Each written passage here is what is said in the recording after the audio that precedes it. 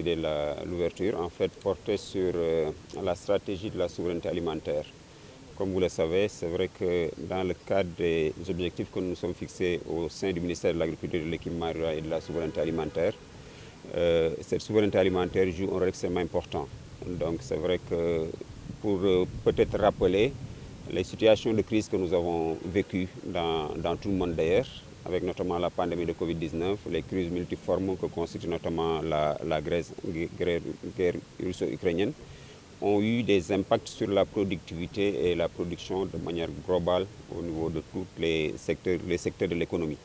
Donc, ce qui fait que pour faire face à ces chocs qui sont multiples, l'État du Sénégal, comme vous le savez, à travers le PAP2A, avait décidé d'apporter une réponse par rapport à ces chocs que nous vivons. Donc c'est dans ce cadre que la souveraineté alimentaire avait été fixée comme parmi les objectifs que nous avons fixés pour essayer de faire face à ces crises multiformes. Évidemment, dans l'approche, il fallait que ça soit une approche inclusive et participative. C'est ainsi que donc, plusieurs ministères ont été donc, impliqués dans l'approche dans la conception et la réalisation de cette souveraineté alimentaire. Et le ministère de l'Agriculture, en charge de l'agriculture et de l'équipement rural de la souveraineté alimentaire,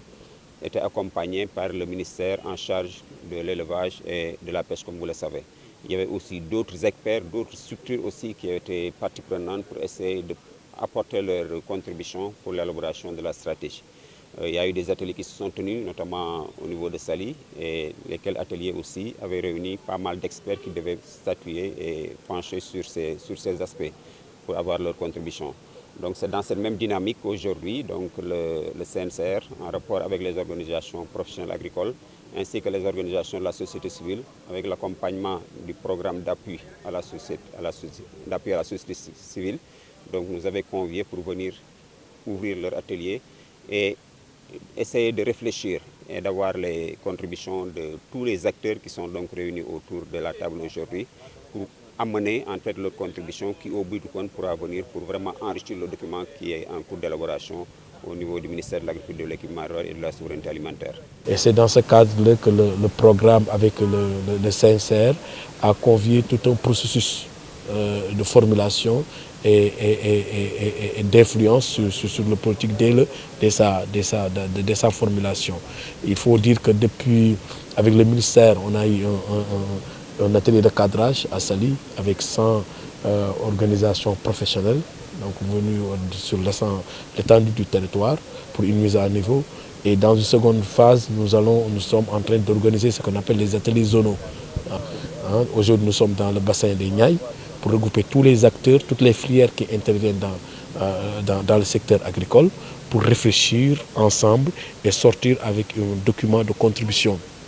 de la zone. Nous allons enchaîner avec le bassin arachidier, nous allons enchaîner avec la vallée, les acteurs de la vallée, les acteurs du Sénégal oriental. Donc pour que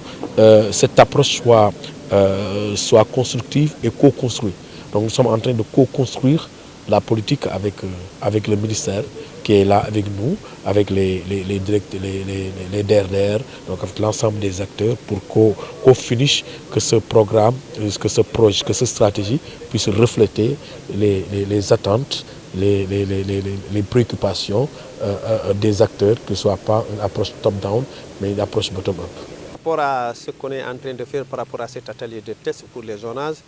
les plus grandes attentes que nous avons, c'est d'arriver à un consensus sur des éléments d'apport pour contribuer effectivement à l'élaboration de la politique de la souveraineté alimentaire sénégalaise. Tout appui est déjà important pour nous et particulièrement cet appui qui nous vient de l'Union européenne qui permet effectivement